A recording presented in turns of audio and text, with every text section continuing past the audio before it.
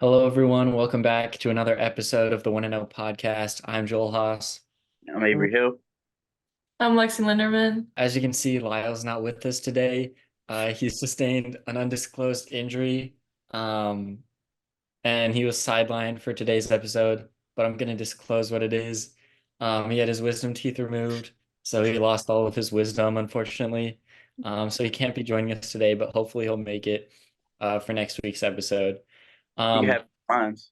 Take just a little bit. I don't have that much, so take just a little bit, like 25%. Just cut of it your off. wisdom. That might be more than he had before, but Hey, you're right. I'm giving him too much. I'll dial it back. yeah, we don't know if he'll have the storage to take that. But today we're gonna get into some recruiting news. Penn State picked up a new commitment recently, Darius Dixon, a four-star cornerback. And that one was a little bit surprising to me just because we hadn't heard very much about him kind of leading up to his commitment. I mean, we knew he was on Penn State's radar and we knew he had an offer and everything like that. But I don't think anyone was expecting that commitment to come when it did. So it was a little bit surprising to me, but he ranks as the top recruit in Penn State's 2025 class now. And he might finish that way as well when it's all said and done. So I think really an under the radar recruit that maybe not a lot of people were talking about prior or even after his commitment. I don't think he generated necessarily a lot of buzz just because I think a lot of people didn't know who he was when he committed. But I think he's a name that, fans need to get familiar with because, he could end up being the top player in Penn State's 2025 class. Avery, I know you did a film review on him. What were you able to see? What traits stood out to you on film? Yeah, I mean, the first thing that stood out was, again, I said it in the story. I kind of said it a little bit on Twitter. Joey Porter Jr. When you talk about just the physicality, I mean, the length, they said he has what, about 6'5" wingspan. He's only what, 6 feet tall. He's had some long arms. You can see it on film. I mean, I think the one difference is he's a lot more versatile. I think you'll see him maybe playing a multitude of positions, maybe even the lion. I mean, just looking at him, he had what, 7 interceptions in his 3 seasons. He's a playmaker. I mean, he's going to get the ball, played at Mater Dei, so he's obviously used to playing high level competition out in California. So yeah, I think that's a really big ad for James Franklin, especially given that's going all the way to California, pulling guys like that, which is a little easier to do now with the expanded Big Ten. Well, yeah, like you said, he's from California. I think that's big moving forward, especially with the four teams from the West Coast coming into the Big Ten. Like if you're able, like Penn State's gotta, keep looking West Coast because if you keep letting USC, UCLA, Washington, Oregon get all those guys, then it's not gonna end super well if you're playing against them every year. I think it's interesting too. I think he took an official visit to Washington on like June 1st, and then Penn State was like June 8th.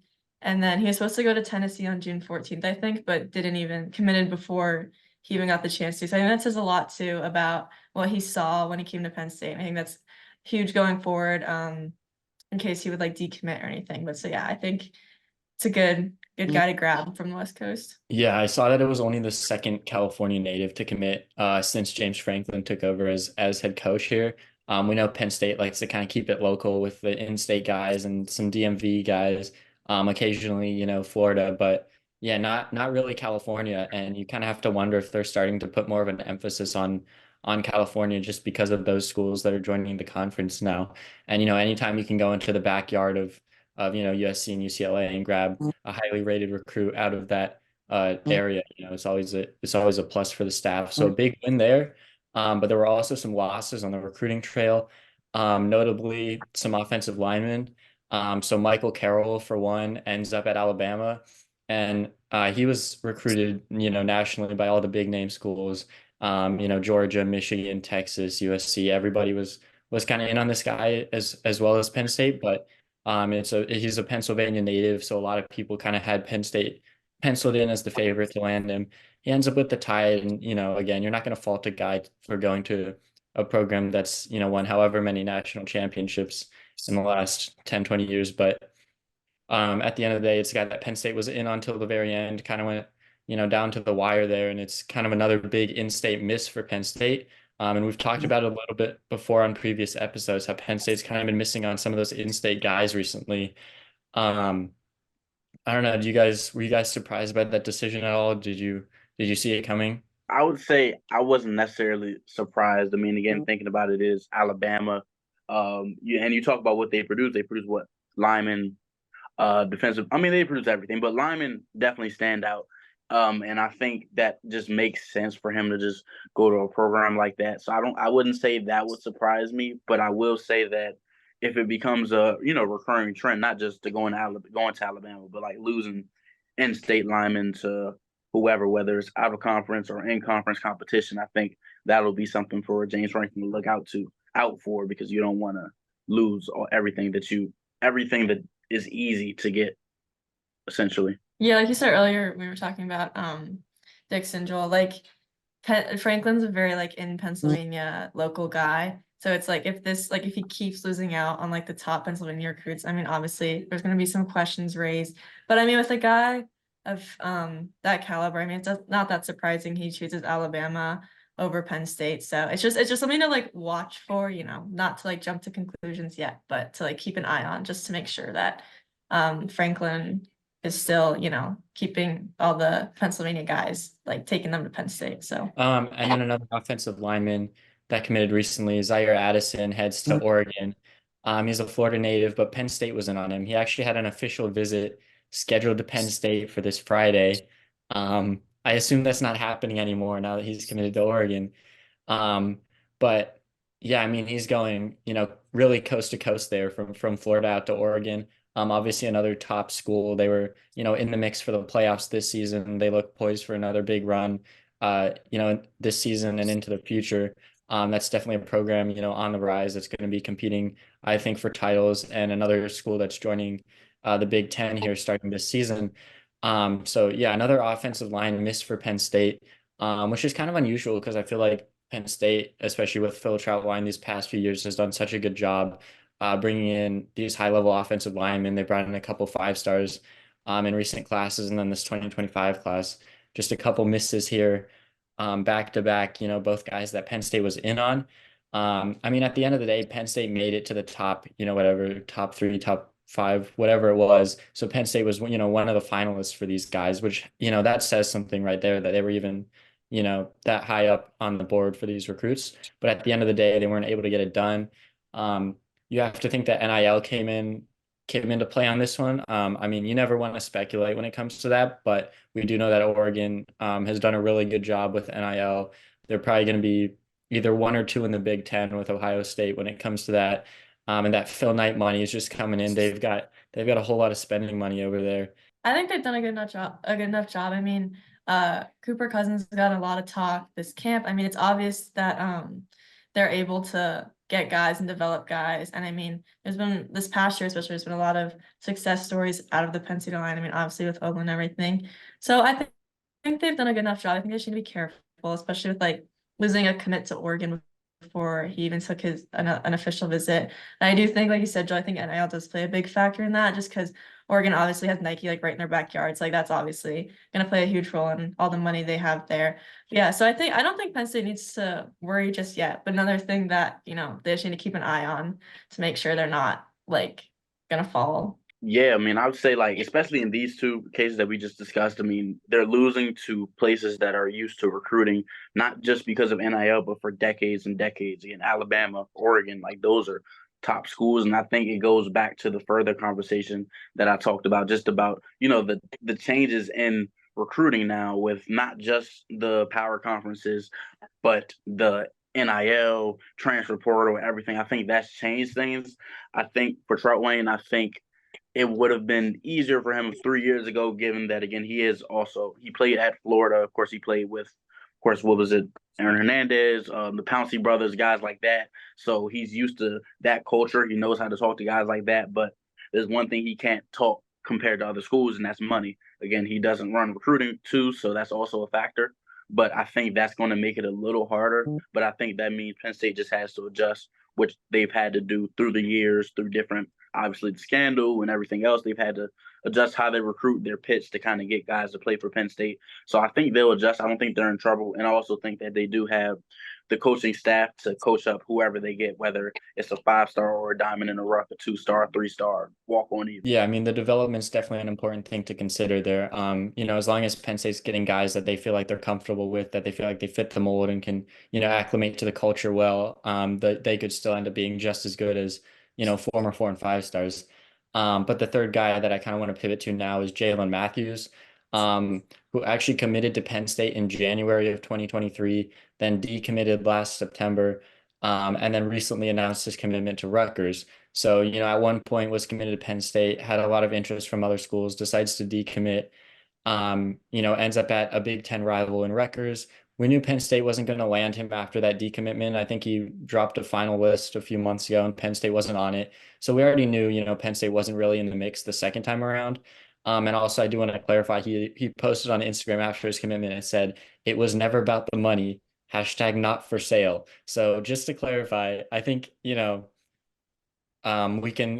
kind of see that he's taking a stance and saying that NIL didn't play a role. You can choose whether or not to believe that.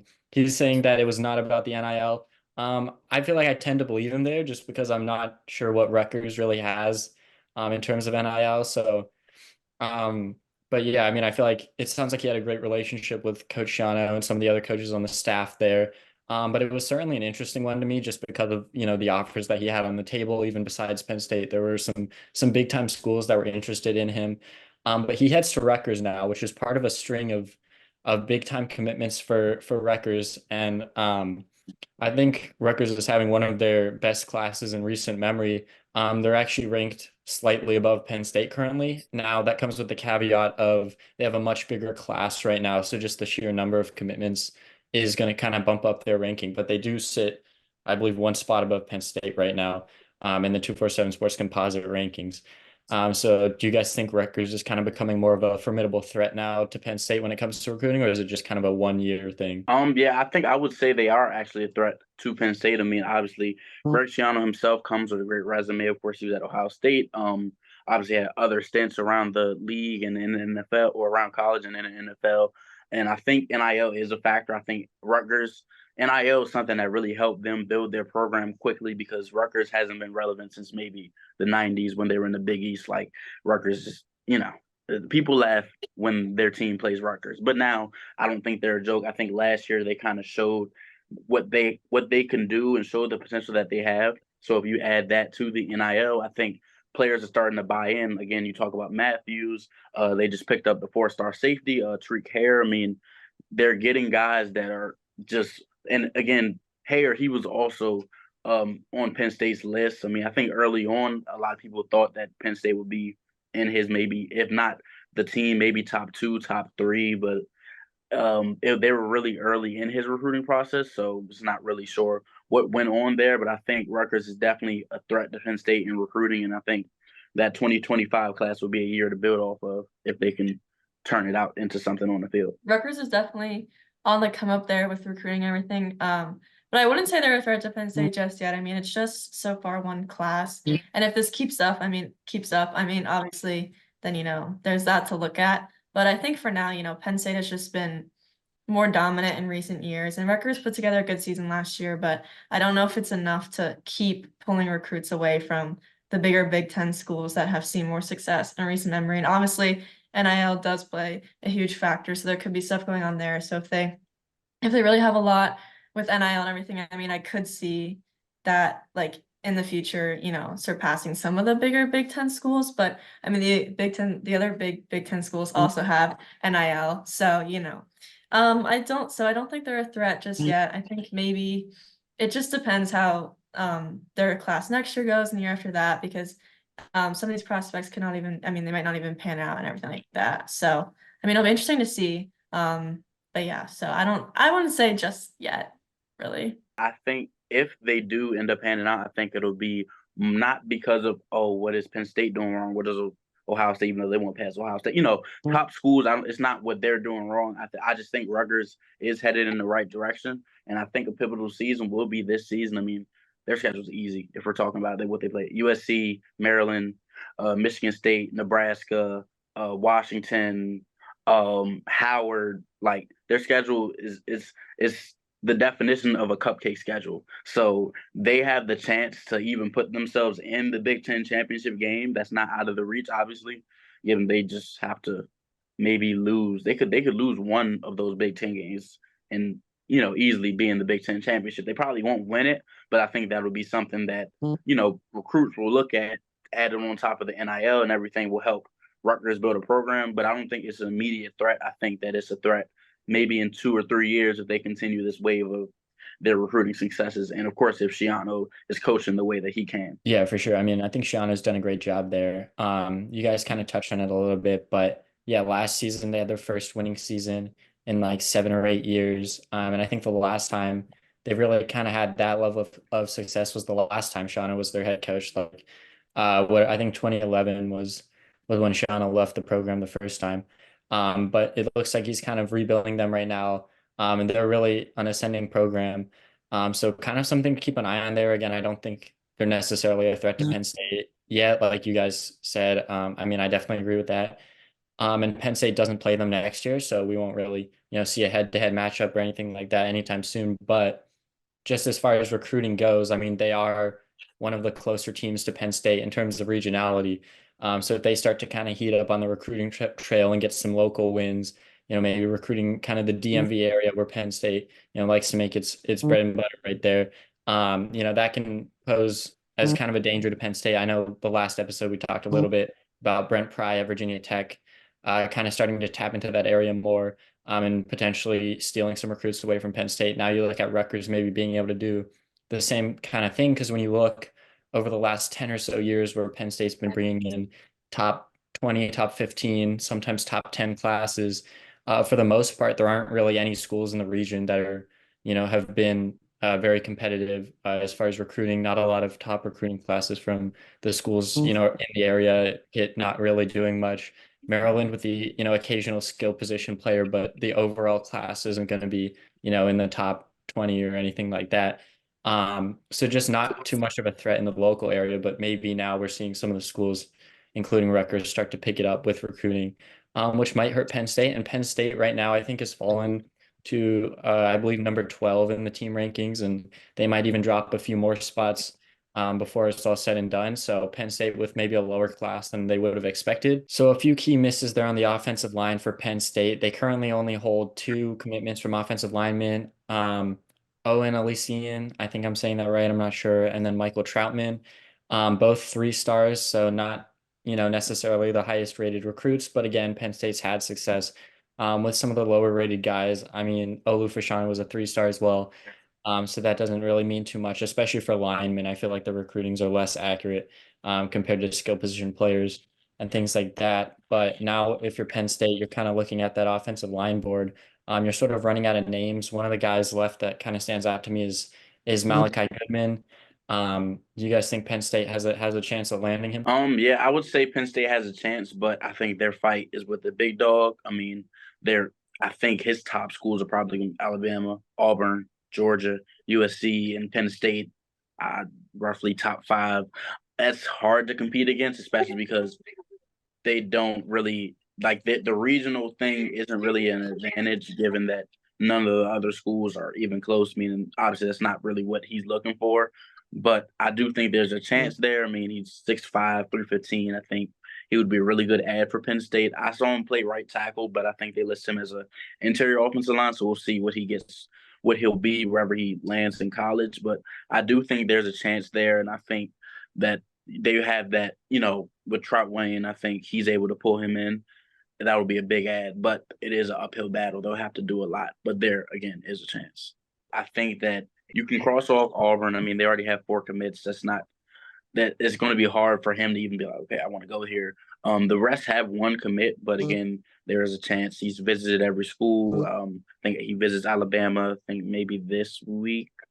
And he's visiting USC in a week or 2 weeks. I think 21st. So I think there is a chance, just given that it's late in the cycle and teams are starting to, not late in the recruiting cycle, but just in visits and everything, and teams are starting to kind of get their top guys committed. So there's a chance there. Penn State just has to keep pushing at it. I think they're in a decent spot there. I don't think there's really any school that's jumped out as a clear leader.